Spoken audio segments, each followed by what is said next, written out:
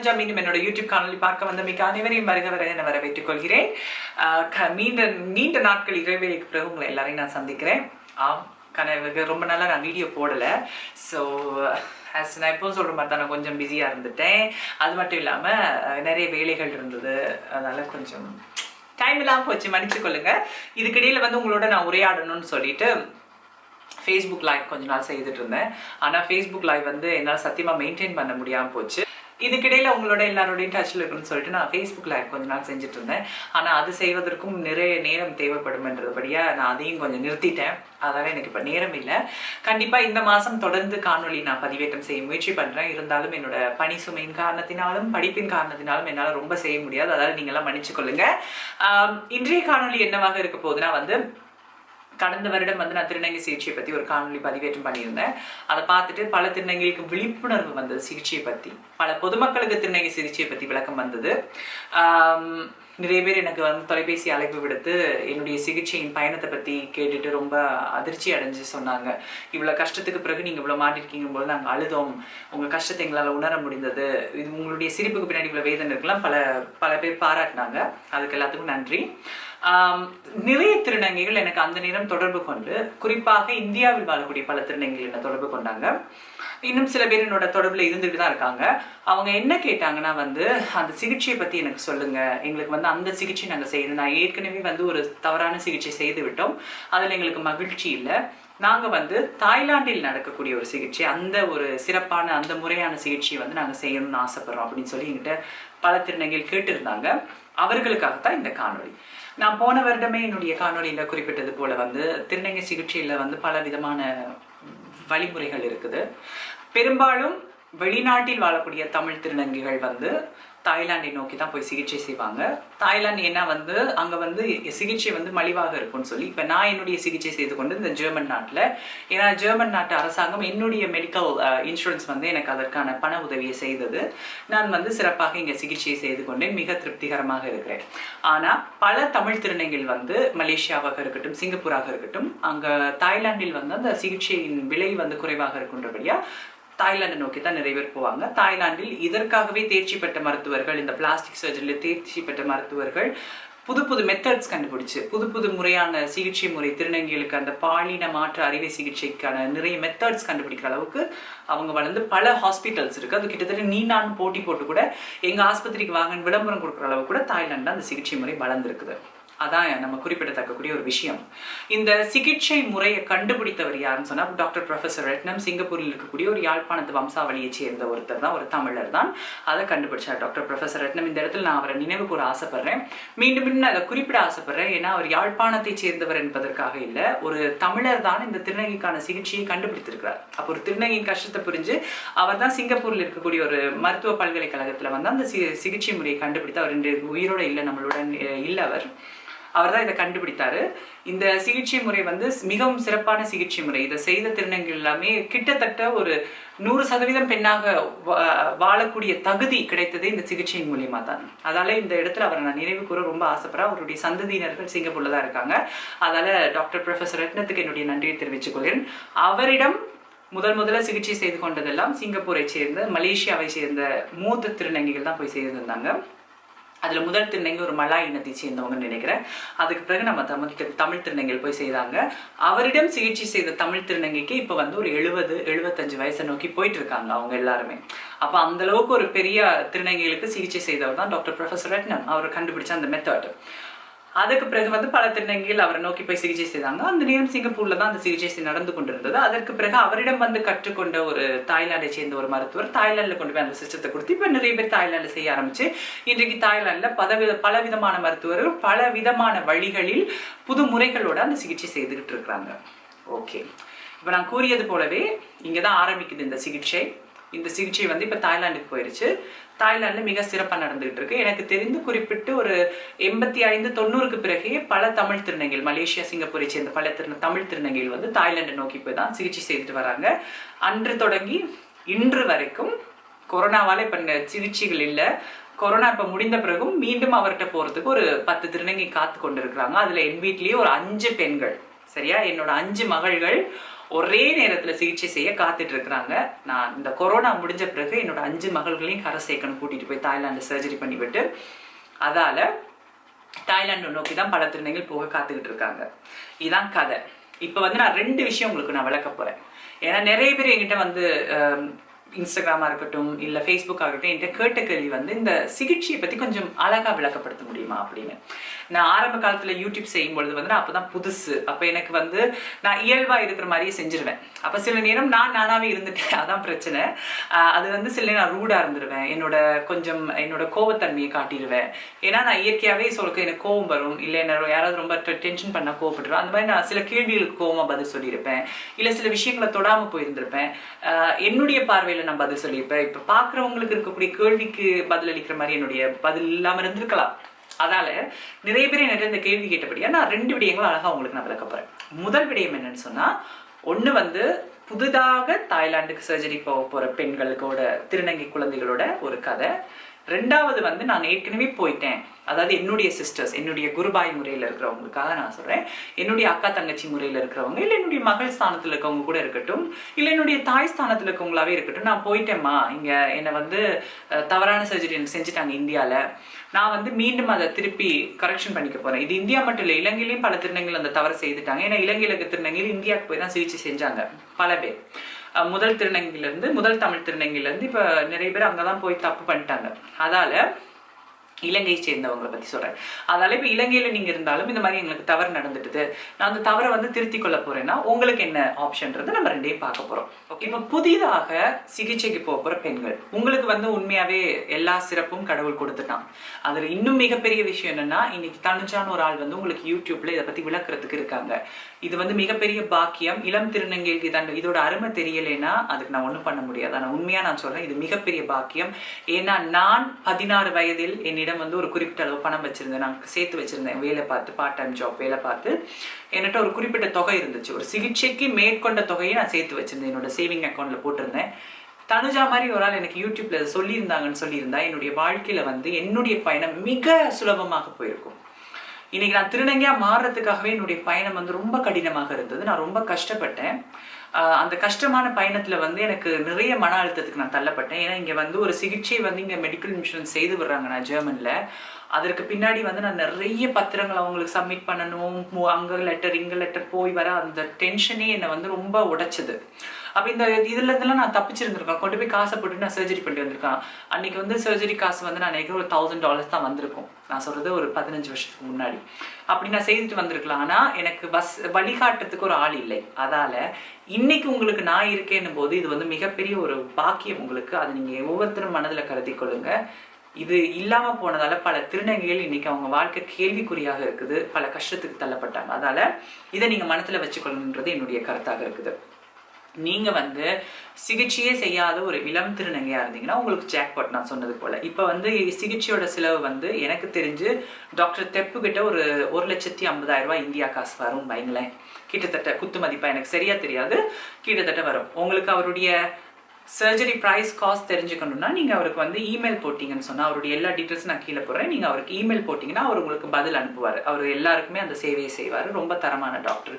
இது வந்து நான் அவருக்கு கொடுக்குற விளம்பரம் இல்லை, அவருக்கு வந்து நிறைய பேஷண்ட்ஸ் வருவாங்க, அவருக்கு சத்தியமாக நேரமே கிடையாது, அவர் இதை சேவையாக செய்துட்டு இருக்காரு. அதனால தான் நான் அவர் பரிந்துரைப்பேன். மற்றபடி பேங்காக் நீங்கள் போய் இறங்குனீங்கனாலே பல மருத்துவமனையில் திருநங்கைக்கான சர்ஜரி நடந்துட்டு தான் இருக்குது. அதால் நீங்கள் பேங்காக் போனாலே அது உங்களுக்கான அட்ரஸ். கிட்டத்தட்ட ஒரு சவுகார்பேட்டையில் போய் இமிடேஷன் ஜுவல்லரி தேடுற மாதிரி நீங்கள் வந்து பேங்காக் இறங்கிட்டீங்கன்னா உங்களுக்கு பல மருத்துவர்கள் வந்து அந்த சிகிச்சை செய்துட்டு இருக்காங்க. அதில் உங்களுக்கு எந்த கஷ்டமும் கிடையாது. ஆனால் டாக்டர் தெப் வெஜா விசிட்ட போகிறது வந்து நான் பரிந்துரைப்பேன். என்ன நான் அவர்கிட்ட போயிருக்கேன், என்னுடைய மார்பக சிகிச்சை நான் அங்கே தான் செய்தேன். அவர் ஒரு நல்ல மருத்துவருக்கு அப்பாற்பட்டு ஒரு மனிதர். அதான் நமக்கு ரொம்ப முக்கியம். ஏன்னா நம்ம உடலை அவர் நம்பி கொடுக்குறோம். அதால் அந்த சிகிச்சை சிறப்பாக இருக்கணும், நம்ம உடல் ஆரோக்கியமாக வரணும், நம்ம ஆரோக்கியத்துக்கு எந்த கேடும் வந்துடக்கூடாது, ரொம்ப முக்கியம் இல்லையா? அப்போ அதை நான் அந்த இடத்துல குறிப்பிட ஆசைப்பட்றேன். அப்போ நீங்கள் வந்து உங்களுக்கு தேவையான காசை சேர்த்துட்டு நீங்கள் வந்து கண்டிப்பாக உங்களோட பாஸ்போர்ட்டும் ரெடி பண்ணிவிட்டு நீங்கள் இந்தியாவிலேருந்து கிளம்பி தாய்லாந்து போய் இறங்குனீங்கன்னா அங்கேருந்து எப்படி போகிறது, போக்குவரத்து வசதியெல்லாம் நீங்கள் வந்து கண்டிப்பாக நீங்கள் இன்டர்நெட்லேயே செக் பண்ணிக்கோங்க போகிறதுக்கு முன்னாடி. இல்லை முன்ன பின்ன தாய்லாந்து போயிட்டு வந்த திருநங்கை யாரும் இருந்தாங்க அவங்கள நீங்கள் தொடர்பு கொள்ளலாம். இல்லைன்னா ரொம்ப கஷ்டம் கூட இல்லைங்க. நீங்கள் வந்து பேங்காக்ல இறங்கி அந்த அட்ரஸை காட்டினீங்கனாலே ஒன்று டாக்ஸியில் போய் இறங்கலாம், இல்லைன்னா நீங்கள் அங்கே ஸ்கை ட்ரெயினும் எடுத்து போகலாம்.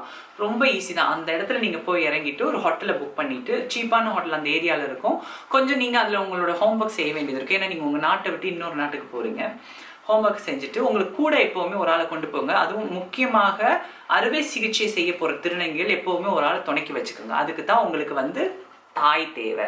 இப்போ தெரியுதா, பல இளம் திருநங்கைகள் என்ன கேட்குறீங்க, எங்களுக்கு என்ன தாய் தேவை, எங்களுக்கு என்ன மம்மி தேவை, எங்களுக்கு என்னது குரு தேவை அப்படின்லாம் நீங்கள் கேள்வி கேட்குறீங்கல்ல, இதுக்கு தான் ஒரு தாய் தேவை. புரியுதா? ஒரு சிறப்பான தாய் உங்களுக்கு இருந்தால் அவளே உங்களை வழி நடத்துவா, அவளே கூட்டிகிட்டு போவா, இல்லை அவளுடைய சகோதரிகளை யாரையாவது விட்டு உங்களுக்கு அந்த சிகிச்சை சிறப்பாக நடக்கும். முக்கியமாக இந்த இடத்துக்கு தான் உங்களுக்கு ஒரு உறுதுணை தேவை. அதுக்கு தான் இந்த தாய் மகள் உறவு ரொம்ப முக்கியம். என்னோட 5 மகளையும் நானே கூட்டிகிட்டு போய் சிகிச்சை செய்து விட்டு, நானே பத்திரமா பத்தியமாக இருந்து பக்கத்தில் இருந்து பார்த்து அவங்களுக்கு களி கிண்டி கொடுத்து, முட்டை பொரிச்சு கொடுத்து, நல்லெண்ணெய் வாயில் ஊற்றி விட்டு பார்த்துக்கொள்ளணுன்ற ஆசை எனக்கு இருக்குது. அதால் அந்த மாதிரி இதுக்கு தான் ஒரு தாய் தேவை. நீங்கள் ஒரு ஆள் அப்படி தாய் இல்லைனாலும் யாராவது ஒரு ஆணோ இல்லை ஒரு சராசரி பெண்ணையும் உங்கள் பக்கத்தில் வச்சுக்கிட்டிங்கன்னா உங்களுக்கு பக்கத்துணை ஒருத்தங்க இருப்பாங்க. ஏன்னா கடைக்கு போய் உங்களுக்கு திங்ஸ் வாங்கிட்டு வரணும், சாப்பாட்டு ஜாமான் வாங்கிட்டு வரணும், அப்புறம் உங்களை வந்து முதல் நாள் வந்து சிகிச்சை செஞ்சுட்டு அங்கே தங்க வைக்க மாட்டாங்க, உங்களுக்கு அனுப்பிடுவாங்க ஹோட்டலுக்கு. அப்போ ஒருத்தங்க யாராவது உங்களை வீல் சேரில் கொண்டு போய் விடணும். அதுக்கெல்லாம் ஒரு ஆள் தேவை. எனக்கு தெரிஞ்ச ஒரு அக்கா இலங்கையிலேருந்து போயிருந்தாங்க. என்னுடைய அக்கா ஸ்தானத்தில் இருக்கிறவங்க, நான் தான் அவங்களை அங்கே அனுப்பி வச்சேன். 2014 அவங்க போனாங்க. அவங்க வந்து தனியாகவே போயிருந்தாங்க, யார் உதவியும் இல்லாமல். அவங்க வந்து கொஞ்சம் விஷயங்கள்லாம் தெரிஞ்சவங்க, கொஞ்சம் புத்திசாலி படித்தவங்களும் கூட. அவங்களுக்கு அப்போ ஒரு குறிப்பிட்ட வயசு இருந்தது. அவங்க போகும்போதே அக்காவுக்கு 28 வயசு. அக்காவுக்கு முன்னுக்கே நான் சிகிச்சை பண்ணிட்டேன். ஆனால் அவங்க வயதில் மூத்தவங்கன்றபடியே நான் அக்கான்னு தான் அவங்களை கூப்பிடுவேன். அக்கா வந்து முதல்ல வந்து இந்தியாவில் தான் சிகிச்சை பண்ண ஆசைப்பட்டுட்டு இருந்தாங்க. அப்போ நான் சொன்னேன், இந்தியாவில் நடக்கக்கூடிய சிகிச்சை வந்து வெறும் ஒரு அறுவை சிகிச்சை தானே தவிர அது வந்து செக்ஸ் ரீஅசைன்மெண்ட் சர்ஜரி இல்லை. உங்களுடைய பாலினத்தை மாற்றி அதை மீண்டும் நீங்கள் பயன்படுத்தக்கூடிய ஒரு சிகிச்சை இல்லை. இது வெறும் உங்களுடைய உங்கள்கிட்ட இருக்கக்கூடிய அந்த உறுப்பை வந்து அறுத்தெறியக்கூடிய ஒரு சிகிச்சை தானே தவிர இது வந்து மீண்டும் நீங்கள் பயன்படுத்தக்கூடிய ஒரு சிகிச்சை கிடையாது. இதன் மூலிமா உங்களுக்கு நிறைய பாதிப்புகள் பிற்காலத்தில் வரலான்னு நான் உங்களுக்கு சொன்னபடியாக அவங்க தாய்லாந்து போனாங்க. தனியாகவே போனாங்க. தனியாக போயிட்டு அங்கே சிகிச்சை செஞ்சுட்டு அங்கே இருக்கிற 4-5 தோழிகளை அறிமுகமாயிட்டு அவங்களே அந்த அக்காவை பார்த்துக்கிட்டாங்க. அதுக்கு பிறகு என்னுடைய தோழி ஒருத்தங்க மார்பக சிகிச்சைக்கு போன இடத்துல அவங்க இவங்களுக்கு உதவியாக இருந்துக்கிட்டாங்க, இவங்க அவங்களுக்கு உதவியாக இருந்துக்கிட்டாங்க. ஆனால் நான் தனியாக போகிறத பரிந்துரைக்க மாட்டேன். ரொம்ப ஆபத்து, ரொம்ப கஷ்டம். இருப்பினும் நமக்கெல்லாம் தெரிஞ்ச ஒரு பிரபல ஒரு திருநங்கை, பிரபலம்னு சொன்னால் தமிழகத்தில் மிகப்பெரிய பிரபலமான ஒரு திருநங்கை. நான் பேர் இந்த இடத்துல குறிப்பிட ஆசைப்படல, நான் அவங்களோட ப்ரைவேட் ஸ்டோரி, அந்த இடத்துல நான் வந்து அவங்க பேரை சொல்ல ஆசைப்படல. ரொம்ப பிரபலமானவங்க தான். அவங்க தனியாக போய் மார்பக சிகிச்சையும் அறுவை சிகிச்சையும் ரெண்டையும் ஒரே இடத்துல செய்த முதல் இந்திய திருநங்கை அவங்க தான். தமிழ் திருநங்கை தான் அவங்க. தமிழ்நாட்டிலேருந்து போய் முதல்ல தாய்லாண்டில் சிகிச்சை செஞ்சவங்க அவங்க தான். மற்ற தமிழ் திருநங்கைகள் மலேசியா சிங்கப்பூர்லேருந்து 1980-85லேருந்தே வந்துட்டு தான் இருக்காங்க தாய்லாந்துக்கு. முதல்ல ஒரு இந்திய திருநங்கை வராங்க, தமிழ் திருநங்கைனா அவங்க தான். அவங்க பேர் நான் குறிப்பிட ஆசைப்படல. ஆனால் அவங்க வந்து தனியாக வந்துட்டு போனாங்க. ஆனால் அதுக்கான தைரியம் உங்களுக்கு வேணும். நான் எப்போவுமே ஒரு ஆள் கூட வச்சுக்கிறது நல்லதுன்றது என்னுடைய கருத்து. இப்போ நீங்கள் ஒரு ஆளோட அங்கே போயிட்டு சிகிச்சை உடனே நீங்கள் முதல் நாள் காசை கட்டினீங்களா, அவர் உடனே உங்களுக்கு அப்பாயின்மெண்ட் கொடுத்துருவாரு. அவர் சொன்ன நாள் அடுத்த நாளே ஆப்ரேஷன் பண்ணுவார், அதுக்கு அன்றைக்கே ஆப்ரேஷன் பண்ணாலும் பண்ணிடுவார். நீங்கள் ஆப்ரேஷனை பண்ணிவிட்டு ஹோட்டலில் போய் ரெஸ்ட் பண்ணிவிட்டு, பக்கத்துலேயே ஹோட்டல் இந்திரான்னு நினைக்கிறேன், அங்கே அந்த இடம் பேரே இந்திரா தான். அந்த இடத்துல ஹோட்டல் இந்திரான்னு பக்கத்தில் ஒன்று இருக்கும். அங்கே நீங்கள் போயிட்டு அங்கே ரிலாக்ஸ் பண்ணிவிட்டு கொஞ்ச நேரம் ரெஸ்ட் பண்ணிவிட்டு அவரை செக்கப் மட்டும் போயிட்டு வரலாம். ஒரு 15 நாள் நீங்கள் எடுத்துகிட்டு போகிறது என்னை பொறுத்த வரைக்கும் நல்லது. இப்போ மலேசிய திருநங்கைலாம் ஒரு 3-4 நாள் கணக்கு பண்ணி தான் போவாங்க. சிகிச்சை பண்ணிட்டு உடனே கிளம்பிடுவாங்க. அது வந்து அவங்க நாட்டில் எல்லா வசதியும் இருக்குன்னு சொல்லிட்டு போயிடுவாங்க. அதெல்லாம் அங்கே மலேசியாவில் அவங்களுக்கு எல்லா விஷயமும் தெரிஞ்சவங்களாம் இருக்காங்க. ஏன்னா இப்போ மலேசியாவை எடுத்துக்கொண்டோன்னா வந்து இப்போ கிட்டத்தட்ட ஒரு 4 தலைமுறையாகவே இந்த எஸ்ஆர்எஸ் சிகிச்சை, அந்த நவீன முறையாக செய்யக்கூடிய இந்த நல்ல சிகிச்சை செய்கிற திருநங்கை தான் மலேசியாவில் இருக்கிறபடியா அவங்களுக்கு தெரியும் இந்த மாதிரி சிகிச்சை பண்ணிட்டு வந்தால் என்ன மாதிரி இருக்கணும், எப்படி பத்தியமாக பார்த்துக்கொள்ளணும், என்ன மாதிரி அவங்களுக்கு சேவை செய்யணும், என்ன சாப்பாடு சாப்பிடணும், தையல் பிரிஞ்சா என்ன பண்ணணும், தையல் பிரிஞ்சு வெளியில் வந்தால் என்ன பண்ணணும், எல்லாமே அவங்க பார்த்துட்டாங்க. எல்லா கேசஸும் தெரிஞ்சபடியா மலேசியாவில் இருக்கக்கூடிய அந்த தாயம்மான்னு சொல்வோம்ல, அந்த கண்காணிக்கக்கூடிய அந்த தாய், அவங்களுக்கு எல்லாமே தெரியும். எல்லா கேசஸும் அவங்க பார்த்து அவங்க அதில் எக்ஸ்பீரியன்ஸாக இருப்பாங்க. இப்போ இந்தியானா வந்து ரொம்ப குறைவு தான்.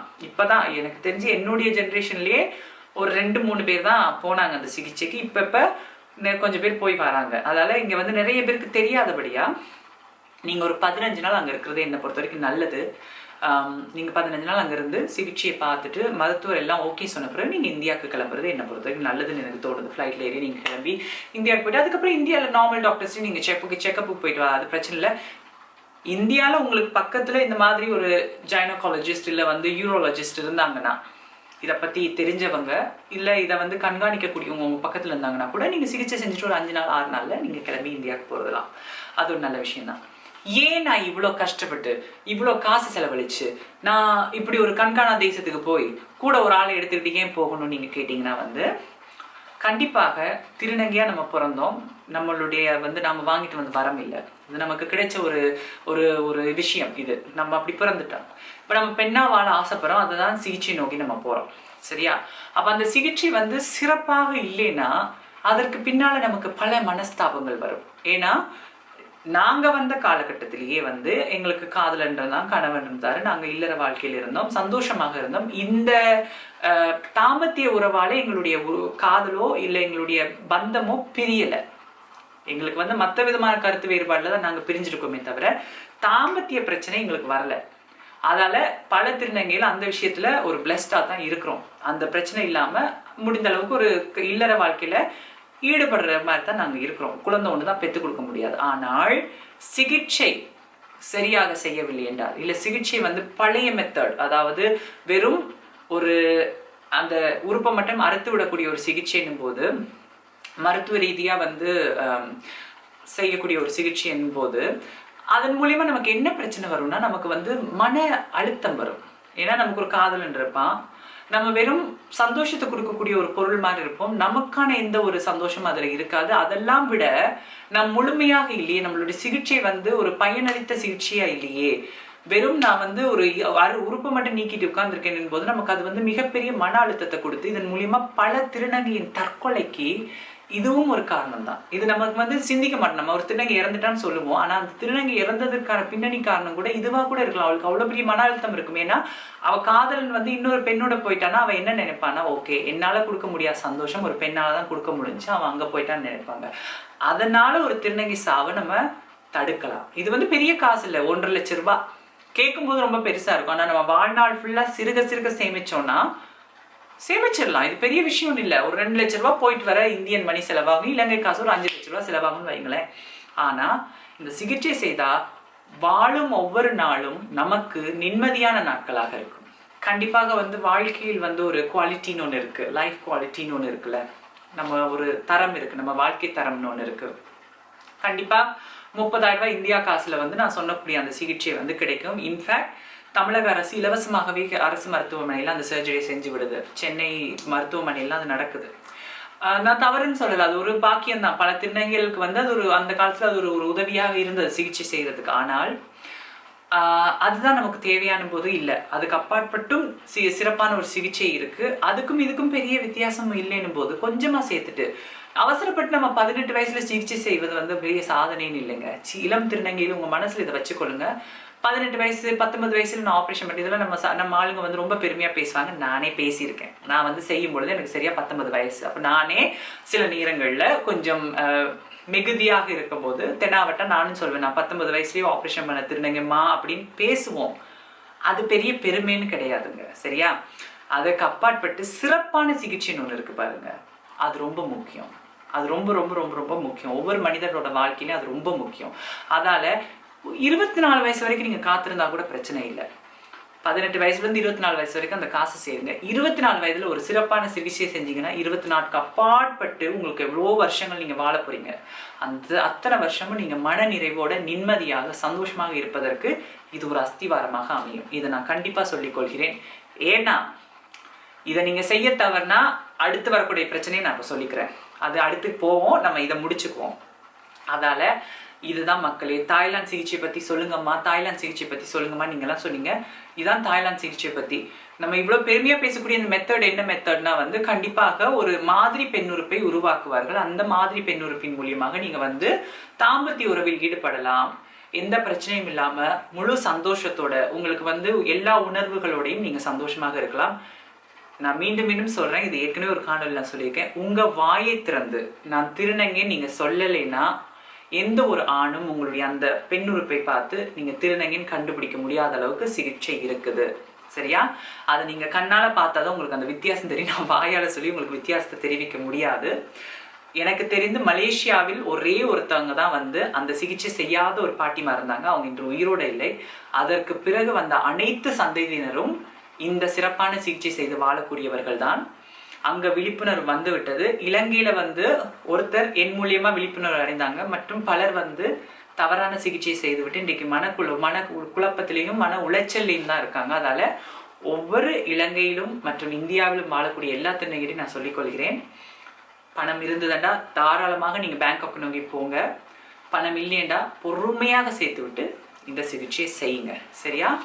இது வந்து இதை பத்தி நீங்க இன்னும் தெரிஞ்சுங்க. ஏன்னா இப்ப நான் சொல்ற சில விஷயங்கள் எல்லாம் வந்து எனக்கு ரொம்ப ஃபன்னியா இருக்கக்கூடிய ஒரு விஷயம் என்னன்னா வந்து ஒரு என்ன சொல்லுவாங்க, ஒரு நையாண்டியா எனக்கு இருக்கு இந்த விஷயம். என்னன்னா, நான் ஹார்மோன் ரீப்ளேஸ்மெண்ட் தெரப்பியை பத்தி நான் பேசியிருந்தேன். நீங்க போய் யூடியூப்ல வந்து தேடினீங்கன்னா ஆங்கிலத்துல சரி, பிரெஞ்சுல சரி, ஜெர்மன்ல சரி, எல்லா மொழியிலையுமே திருநங்கைகள் செய்யக்கூடிய ஹார்மோன் ரீப்ளேஸ்மெண்ட் தெரப்பியை பத்தி எல்லா விதமான காணொலியும் இருக்கு. நீங்க கூகுள்ல போய் தேடினீங்கனாலும் அதை பத்தின எத்தனை ஸ்டேட்மெண்ட்ஸ் இருக்கும். சரியா? இது மருத்துவ ரீதியாக நடக்கக்கூடிய ஒரு விடயம் தான். ஆனால் ஒரு தவறான ஒரு கருத்தின் மூலியமா, தவறான ஒரு திரைப்படத்தின் மூலியமாக திருநங்கைகளுக்கு வந்து ஒரு வேற விதமான ஒரு பிரச்சனை இருக்குன்னு சொல்லி இந்தியாவில் போர்ட்ரே பண்ணப்பட்டு விட்டது. தமிழ் சமுதாயத்துல ஹார்மோன் இம்பேலன்ஸ் இருக்குன்ற மாதிரி ஒரு போர்ட்ரே ஆயிடுச்சு. அதால வந்து அதை வந்து மெயின்டைன் பண்ணுன்றதுக்காக பலர் வந்து திருநங்கையில் வந்து ஹார்மோன் ரீப்ளேஸ்மெண்ட் தெரப்பி செய்யணும், அதாவது ஹார்மோன் லெவலை வந்து மாற்றணும் என்கின்ற அந்த விஷயத்தையும் மறைக்க ஆசைப்படுறாங்க. அது வந்து பூசி மொழுக பார்க்குறாங்க. அது எனக்கு கொஞ்சம் நையாண்டியா தான் இருக்குது. நான் சில விஷயங்கள் கேள்விப்பட்டேன். அந்த மாதிரி தான் இந்த விடயத்தை பற்றி உங்கள் கூட இருக்கிற திருநங்கைகளும் கண்டிப்பாக சொல்லுவாங்க, அதெல்லாம் என்னடி இவ்வளோ காசை கொண்டு போய் இப்பெல்லாம் கொட்டுறதா, அப்படி செஞ்சவங்களுக்குலாம் முதுகு வலி வரும், இடுப்பு வலி. ஏன்னா நான் திருநங்கையாக வரும்போதே எங்கள்கிட்ட சொல்லுவாங்க சில திருநங்கைகள், ஐயோ அந்த மாதிரி சிகிச்சை செஞ்சாலும் முதுகு வலி வரும், இடுப்பு வலி வரும், அப்படி வரும் இப்படி வரும்னு. நான் பல திருநங்கைகளை விட நான் உண்மையாக உடல் உழைப்புல தான் வாழ்ந்துட்டு இருக்கேன். கண்டிப்பாக ஒரு நாளைக்கு 3-4 தடவை, நான் 3 நாள் என்ன 30 தடவை மாடிப்படி ஏறி இறங்கினேன். ஹாஸ்பிட்டலில் குனிஞ்சு தான் டென்டல் வேலை பார்க்குறேன். அப்போ எனக்கு முதுகு வலி வரும், எல்லாமே வரும். ஆனால் அந்த முதுகு வலிக்கும் என்னுடைய சிகிச்சைக்கும் சம்மந்தமே கிடையாது. அது நம்ம உடற்பயிற்சி செய்து உடலை நம்ம கட்டுக்கோப்பாக வச்சுருந்தா அந்த வலிகள் எல்லாம் பறந்துடும். அது நம்மளுடைய உடல் உழைப்பில் தான் இருக்கே தவிர இந்த சிகிச்சைக்கும் அதுக்கும் சம்மந்தம் இல்லை. அதனால் மற்றவங்க சொல்கிற வதந்தியை நம்பாதீங்க. சிறப்பாக வாழ்கிற 4 அந்த சிகிச்சை செய்த திருநங்கைகளோட 4 பேரோட பேசுங்க. அவங்களுக்கு சந்தோஷமானு கேளுங்க. என்ன நீங்கள் கேட்க போறீங்கன்னா வந்து நான் சிகிச்சை செஞ்சு இதோட 9வது வருஷம் நடக்குது. என்னை பொறுத்த வரைக்கும் நான் ரொம்ப சந்தோஷமாக இருக்கேன், ரொம்ப திருப்திகரமாக இருக்கிறேன். ஒரு நாளும் நான் வந்து இந்த சிகிச்சை ஏண்டா செய்யுதுன்னு நான் கவலைப்பட்டதில்லை. ரொம்ப சந்தோஷமாக இருக்கேன். எனக்கு எந்த குறையும் இல்லை. நான் திருமண உறவில் இருக்கும்போது கூட எனக்கு இதால் எந்த பிரச்சனையும் வரல. நாங்கள் ரொம்ப சந்தோஷமாக இருந்தோம். இன்று வரை எனக்கு இதை பற்றி எந்த கவலையும் இல்லாமல் தான் நான் வாழ்கிறேன். அதால் நான் உங்களுக்கு அதை பரிந்துரைப்பேன். அதே மாதிரி உங்களுக்கு தெரிஞ்சுக்கணும்னா வந்து மற்ற திருநங்கைகள் இந்த தாய்லாண்டில் செய்யக்கூடிய இந்த மெத்தட், இது தாய்லாண்டில் மட்டும் இல்லை, உலகத்தில் பல நாடுகளில் செய்கிறாங்க. தாய்லாந்து உங்களுக்கு பக்கத்தில் இருக்கபடியா நான் அந்த நாடு சொல்கிறேன். இப்போ லண்டன்லாம் நீங்கள் போய் செய்யலாம், அதுக்கும் நான் பின்னாடி வரேன். ஆனால் இப்போ லண்டன்லாம் உங்களுக்கு தூரம், தாய்லாந்து கிட்டபடியா நான் தாய்லாந்து சிகிச்சை பற்றி சொல்கிறேன். அடுத்தது மலிவு, அதால் சொல்கிறேன். அதால இந்த மெத்தட் வந்து சிறப்பான மெத்தட். இப்போ வந்து அடுத்த கட்ட நடவடிக்கையாக நம்ம வந்து மற்ற தரப்பினரை பற்றி நான் சொல்கிறேன். அதாவது முதல்ல வந்து இப்போ புதுசாக சிகிச்சை பண்ணுறவங்களுக்கு முடிந்த அளவுக்கு என்னால் பதில் கொடுத்துட்டேன். இப்போ போக போகிறேன். நான் வந்து ஏற்கனவே போயிட்டேன், ஒரு சிகிச்சை செஞ்சுட்டேன், அதில் எனக்கு சந்தோஷமே இல்லை, அது வந்து ரொம்ப கெடுத்துட்டாங்க, கொதறி வச்சுட்டாங்க, இல்லை இதை என்னால் பயன்படுத்தவே முடியல, என்னுடைய கணவருக்கு கூட காட்ட முடியாத கோலத்தில் இருக்குது அப்படின்னு சொல்லி கவலைப்படுற திருநங்கைகளுக்கு வந்து அவங்களுக்காக தான் இப்போ இந்த பகுதி இருக்க போகுது. இதற்கு வந்து நான் வந்து நிறைய பேர் என்னிடம் வந்து இந்த கடந்த 10 வருஷத்துல என்னுடைய சொந்த அக்கா தங்கச்சி முறையில் இருக்க திருநங்கைகள் கூட இந்தியாவில் இருக்கிறவங்க வந்து என்னிடம் வந்து அதை பற்றி கேட்டிருந்தாங்க. அப்போ நாங்களாம் விசாரிப்போம், நிறைய டாக்டர்ஸை தேடுவோம், அணுகுவோம். இப்போ எனக்கு தெரிஞ்ச டாக்டர் தேப் வந்து செய்ய மாட்டேன்ட்டாரு. ஏன்னா புதிதாக வரக்கூடிய ஒரு திருநங்கைக்கு சிகிச்சை செய்யறதுக்குன்னு ஒரு மெத்தட் இருக்கும். அது ரொம்ப ஈஸியாக அவங்க அந்த ஸ்டெப் பை ஸ்டெப் போயிடுவாங்க. உங்களுக்கு ஏற்கனவே ஒருத்தர் செய்த தவறை திருத்தணும்னா வந்து அவங்க உங்களுக்கான தனி கேஸ் ஸ்டடி பண்ணி உங்கள்கிட்ட என்னென்ன விஷயங்கள்லாம் இருக்கு, எவ்வளோ ஸ்கின் இருக்கு, எத்தனை நரம்பு இன்னும் மிச்சமா இருக்கு, எதெல்லாம் அந்த மருத்துவர் வந்து நீக்கியிருக்காரு, எதெல்லாம் பயன்பாட்டு பண்ண முடியும்னு சொல்லி அவங்க அதை முதல்ல உங்களுடைய தனி கேஸ் ஸ்டடி பண்ணிட்டு தான் உங்களுக்கு அந்த சிகிச்சையை அவங்க பெர்ஃபார்ம் பண்ண முடியும். அதற்கு நேரம் செலவாகும். ஏன்னா உங்களுடைய தனி கேஸ் ஸ்டடி பண்ணணும். அடுத்தது வந்து அதற்கு உங்களுக்குன்னு ஒரு தனி மெத்தட் கண்டுபிடிக்கணும். ஏன்னா உங்களுக்கு என்னென்ன பொருள் இருக்கோ, ஏதாவது சமைக்கிறதுக்கு ஒரு பிரியாணி செய்யறதுக்கு என்கிட்ட ஒரு பொருள் இருக்கு, அதை வச்சு நான் பிரியாணி செய்வேன். இது வந்து ஏற்கனவே ஒருத்தர் சொதப்பி விட்டுட்டு போயிட்டாரு, அதுல வந்து என்னென்னத்தை நான் மீண்டும் சுவையாக்க முடியும்னு பாக்குற மாதிரி தான் இது ஒரு தவறான ஒரு எடுத்துக்காட்டு தான் சொல்றேன். ஆனால் புரியறதுக்காக நான் உங்களுக்கு சொல்றேன். அது மருத்துவ ரீதியாக உங்களுக்கு அவங்களுடைய சிந்தனை புரியணுன்றதுக்காக நான் சொல்றேன். அதால என்ன பிரச்சனைனா வந்து இதுதான் அவங்களுடைய முதல் கண் பிரச்சனையா இருக்கபடியா டாக்டர் தெப்புக்கு நேரம் பத்தாது. அவர் வந்து டக்குன்னு சிகிச்சை செய்யணும். நான் சொன்ன மாதிரி நான் மார்பக சிகிச்சை செய்யும்போது நான் 48வது ஒரு ஆள். எனக்கு முன்னாடி வந்து 47 பேர் இருந்தாங்க. அப்ப ஒரு நாளைக்கு 48 மார்பக சிகிச்சை செய்யக்கூடிய ஒரு மருத்துவர் போது அவருக்கு வந்து இதுக்கெல்லாம் நேரம் இல்லை. அவர் டக்குன்னு சிகிச்சை செய்ய அது உங்களுக்காக தனி கேஸ் ஸ்டடி பண்ண அவருக்கு இஷ்டம் இல்லை. அதனால புதுசா நீங்க சிகிச்சை பண்ண ஒரு ஃப்ரெஷ்ஷான திருநங்கையா வந்தீங்கன்னா உங்க மேல முதல்ல கத்திப்பட போகுதுன்னா அவர் சிறப்பான ஒரு டாக்டர், அந்த அட்ரஸ்க்கு நீங்க போகன்னு நான் சொல்லிடுவேன். இந்த மறு சிகிச்சை பண்ணணும்னா வந்து அதற்கு வந்து பல மெத்தட்ஸ் இருக்கு. எனக்கு தெரிந்து தொடையில இருந்து ஒரு பகுதியில தோல் எடுப்பாங்க. அந்த தோல் எடுத்து மீண்டும் அந்த துவாரத்தை உருவாக்க முயற்சி பண்ணுவாங்க. மீண்டும் இல்லை, துவாரம் அப்பதான் அதை வச்சுதான் துவாரத்தை உருவாக்குவாங்க. துவாரம் போடாம இருக்கக்கூடிய அந்த சிகிச்சை முறையில இவங்க தான் அதன் மூலியமா தான் செய்ய முயற்சி பண்ணுவாங்க. 2வது முறை வந்து உங்களுடைய குடலிலிருந்து ஒரு பகுதி எடுத்து அதுல வந்து ஒரு சின்ன கடைசி பகுதியில ஒரு கொஞ்சத்தை எடுத்து அதை துவாரமாக வைத்து அதன் மூலியமாக ஒன்று செய்வாங்க. அது வந்து பல திருநங்கைகள் விரும்புவதில்லை. இப்ப நான் லண்டன் சொன்னேன்ல, அதுக்கு மீண்டும் வருகிறேன். 1980களில் சிகிச்சை செய்த அந்த முதல்ல அந்த சிகிச்சைக்கு போன அந்த ரேபிட்ஸ் சொல்லலாம், அந்த மாதிரி போன திருநங்கைகள், முயல்குட்டி மாதிரி போய் அது தங்களுடைய உடலை கொடுத்த திருநங்கைகளுக்கு வந்து அந்த துவாரம் வந்து ரொம்ப ஆழமாக இல்லாதபடியா அவங்களுக்கு வந்து மிகப்பெரிய பிரச்சனை வந்தது. அது மட்டும் இல்லாம அந்த முதல் சிகிச்சை செய்த பல திருநங்கைகள் வந்து வெளிநாட்டுக்கு தான் போனாங்க. மலாய் திருநங்கைகள் வந்து ஆஸ்திரேலியாவை நோக்கியும், தமிழ் திருநங்கைகள் ஐரோப்பாவை நோக்கியும் தான் வந்து வெள்ளைக்கார ஆண்களை கல்யாணம் பண்ணி இருந்தாங்க, சிங்கப்பூர் மலேசிய திருநங்கைகள். அப்ப வெள்ளைக்கார ஆண்களை திருமணம் பண்ணி வாழும் பொழுது அவங்களுக்கு வந்து அந்த துவார பிரச்சனை வந்துருச்சு. ஏன்னா துவாரம் வந்து கொஞ்சம் சின்னதா இருந்தபடியா அவங்களுக்கு அந்த பிரச்சனை வந்தபடியா பல திருநங்கைகள் லண்டன்ல போய் ஒரு மருத்துவர்கிட்ட கிட்டத்தட்ட 8,000 to 10,000 லண்டன் UK பவுண்ட்ஸ் கொடுத்து அவங்க மீண்டும் அந்த சிகிச்சையை செஞ்சுக்கிட்டாங்க. அப்போ வந்து அந்த குடலில் இருந்த ஒரு பகுதி எடுத்து அந்த துவாரத்தை நீட்டிச்சு வச்சாங்க. அது வந்து 90களில் அந்த இது நடந்துட்டு இருந்துச்சு இங்கே லண்டன்ல. அப்போ நிறைய பேர் அங்கே போயிட்டு வந்திருந்தாங்க. இப்போ வந்து அது தாய்லாண்ட்லேயே அந்த துவாரம் வைக்கக்கூடிய விஷயம் நடந்துட்டு இருக்கு. இப்போ புதுசாக போகிற திருநங்கைகளுக்கு வந்து அந்த பிரச்சனை இல்லை. ஏன்னா புது மெத்தட்ஸ் கண்டுபிடிச்சி துவாரம் பெருசாக வைக்கக்கூடிய மாதிரிலாம் எல்லாம் பிளான் பண்ணிட்டாங்க. அதை பற்றி அதுக்கான மெத்தட்ஸ்லாம் நிறைய வந்துருச்சு. ஆனால் இந்த மாதிரி பிரச்சனை இருக்கக்கூடிய சில திருநங்கைகளுக்கு வந்து இப்போ எங்களை மாதிரியே முதல்லயே இந்த SRS செஞ்ச திருநங்கைகளுக்கு வந்து சில பேர் ஒழுங்கா கவனிக்காட்டி, இல்லை தாயமா அவங்கள வச்சு பார்த்துக்கிட்டவங்க ஒழுங்கா கவனிக்காட்டி அந்த துவாரம் மூடக்கூடிய தன்மையும் இருக்குது. அது வந்து புண்ணை ஒழுங்கா கவனிக்காட்டி, எனக்கு வந்து பெரிய தாயமா வந்து சுகன்யா அம்மா தான் இங்க பெர்லின்ல இருக்காங்க. அவங்க வந்து அவங்க கிட்ட நான் நிறைய விஷயம் கத்துருக்கேன். அப்ப அவங்க பல திருநங்கைகளுக்கு வந்து சிகிச்சைக்கு கூட இருந்த ஒரு பொன்னான கை, அவங்களோட கை அது. அப்ப அவங்க எனக்கு சொன்ன விஷயம் தான், எப்பவுமே வந்து அந்த துவாரம் மூடுறதுக்கு வாய்ப்பு இல்லடி, அந்த சர்ஜரி பண்ணி அந்த 30 நாள் அந்த பச்சை புண்ணு ஒட்டாம நீங்க பாத்துக்கிட்டீங்கன்னா உங்களுக்கு வந்து வாழ்நாள் ஃபுல்லா அது ஒட்டுறதுக்கு வாய்ப்பு இல்லை. டைட் ஆகுமே தவிர ஒட்டாது. ஆனால் ஒட்டி சத வளருதுன்னா வந்து நீங்க பச்சை புண்ணை ஒழுங்கா கவனிக்கலன்னு அர்த்தம். அந்த மாதிரி பல திருநங்கைகள் அதை தவற பண்ணிட்டு மீண்டும் போய் துவார சிகிச்சை செஞ்சுட்டு வருவாங்க. அது ட்ரில்லிங் சொல்லுவாங்க. அது வந்து சில நேரம் வந்து மோல்ட் வச்சு கூட அவங்க வந்து அந்த துவாரத்தை வந்து பெருசாக்கி விடுவாங்க. அது வந்து சிம்பிளா ஒரு வீட்டில் அதுலேயே வச்சு அனஸ்டேசியா கொடுத்துட்டு டக்குன்னு செஞ்சுட்டு உங்களை அனுப்பிடுவாங்க. இல்லைன்னா வந்து தொடையில இருந்து ஒரு சின்ன பகுதி எடுத்து, தொடை வந்து நம்ம ஜீன்ஸ் எல்லாம் போட்டு இல்லை சுடிதார் போட்டாலோ தெரியாது, நம்ம ஸ்விம் சூட் போட்டால் தான் அது தெரிய போகுது. அதனால அந்த இடத்துல இருந்து ஒரு சின்ன துண்டு எடுத்து வைப்பாங்க. இல்லை அந்த குடல்ல இருந்து ஒரு பகுதி எடுத்து வைப்பாங்க. குடல்ல இருந்து பகுதி எடுத்து வைக்கும் பொழுது கண்டிப்பா அது கொஞ்சம் ஒரு கடினமான ஒரு விஷயம் தான். ஏன்னா அதுல இருக்கக்கூடிய அந்த துர்நாட்டம் உங்களுக்கு இருந்துகிட்டே இருக்கும். அதனால பல பேர் அதை விரும்புவதில்லை. இதுதாங்க இருக்கக்கூடிய மெத்தட்ஸ். ஸோ பலரும் வந்து அந்த தொடையிலேருந்து சதை எடுக்க தான் யோசிப்பாங்க. இந்த சிகிச்சையை யார் செய்கிறான்னா, தாய்லாந்துல எனக்கு தெரிஞ்சு இந்த 10 வருடமா நான் விசாரிச்சதுல வந்து ஒரே ஒரு டாக்டர் குலாடிக்னு ஹட்டியாயில இருக்காரு. அவர் வந்து பேங்காக் இல்ல வேற ஒரு நகரத்துல இருக்கக்கூடிய அந்த டாக்டர் மட்டும் தான் அந்த சிகிச்சை செய்யறாரு. கடைசியாக எனக்கு தெரிந்த ஒரு தமிழ்நாட்டை சேர்ந்த ஒரு திருநங்கை அவர்கிட்ட அந்த பிரைஸ் விசாரிக்கும் பொழுது இந்திய காசு 6 லட்சம் ரூபாய் கேட்டிருக்காரு டாக்டர் குலாடி. நான் அவருடைய தொலைபேசி என வேணா இதுல போட்டு விடுறேன், நீங்களும் அவர் தொடர்பு கொண்டு பேசிக்கொள்ளலாம். அவர் கடைசியா கேட்டது இந்தியா காசு வந்து 6 லட்சம் ரூபாய். 4 நாள் நீங்க சிகிச்சை செஞ்சு அங்க தங்கிட்டு வர்றதுக்கு 6 லட்சம் ரூபாய் கொடுத்தா அவர் அந்த சிகிச்சையை செய்து விடுவாரு. கண்டிப்பா விலை ரொம்ப அதிகம் தான். ஏன்னா ஒரு சாதாரணமா ஒரு திருநங்கை போய் சர்ஜரி செய்யும் போது ஒரு 1.5 லட்சம் ரூபாய் 2 லட்சம் ரூபாயில முடிகிற ஒரு விஷயம் 6 லட்சம் ரூபாய்க்கு போகுதுன்னு போது ஒரு சிகிச்சை செஞ்ச திருநங்கைக்கு ரொம்ப அதிகமான விலை தான். ஆனா அந்த வேலைப்பாடு கொஞ்சம் அதிகம். உங்களோட தனி கேஸ் ஸ்டடி பண்ணி மீண்டும் உங்களுக்கு வந்து இருக்கக்கூடியதை மீண்டும் உபயோகிக்கிற மாதிரி மாற்றி கொடுக்கணும் போது விலைகள் கொஞ்சம் அதிகமாகும். நாங்கள் தொடர்ந்து தேடிக்கிட்டு இருக்கேன். நான் வந்து என்ன பல திட்டங்கள் என்கிட்ட கேட்டாங்க. எனக்கு கொஞ்சம் கஷ்டமா இருக்கும். என்கிட்ட அவங்க சொல்லும் பொழுது எங்களுக்கு இதுக்கான விழிப்புணர்வே இல்லாமல் நாங்கள் தவற பண்ணிட்டோம், எங்களுக்கு ரொம்ப கஷ்டமா இருக்கு. பல திருநங்கைகள் இப்போ தமிழ்நாட்டில் கணவனோட வாழ்ந்துட்டு இருக்கீங்க. அப்போ இதால் உங்களுக்கு பிரச்சனை வரும்போது ரொம்ப கஷ்டமாக தான் இருக்குது. நான் வந்து தேடிக்கிட்டு இருக்கேன். நானும் சில மருத்துவர்களுக்கு இமெயில் போட்டுட்டு இருக்கேன். ஒரு 3 லட்ச ரூபா 2 லட்ச ரூபாய்க்கு சிகிச்சை செய்கிற மாதிரி ஏதாவது ஒரு மருத்துவர் எனக்கு தெரிய வந்தால் நான் கண்டிப்பாக என்னுடைய யூடியூப்பில் உங்களுக்கு எல்லாருக்கும் தெரிவிப்பேன். நம்ம வாழ்கிற வாழ்க்கை வந்து ரொம்ப ஒரு கடினமான வாழ்க்கை, ரொம்ப பிரச்சனைகள் நிறைந்த வாழ்க்கை.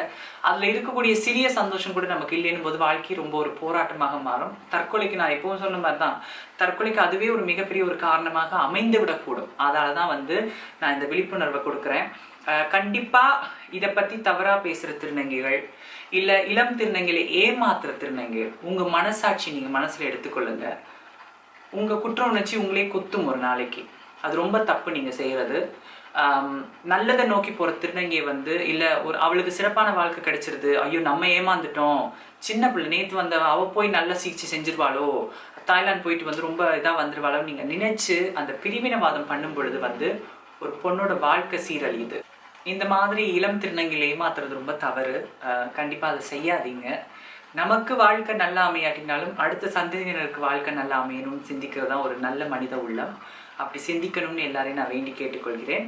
அது மட்டும் இல்லாமல் இளம் திருநங்கைகளே கஷ்டப்பட்டு பணத்தை சேர்த்து நல்ல இடத்துல போய் சிகிச்சை செய்யுங்க. யார் பேச்சையும் கேட்காதீங்க. யூடியூப் இருக்குது.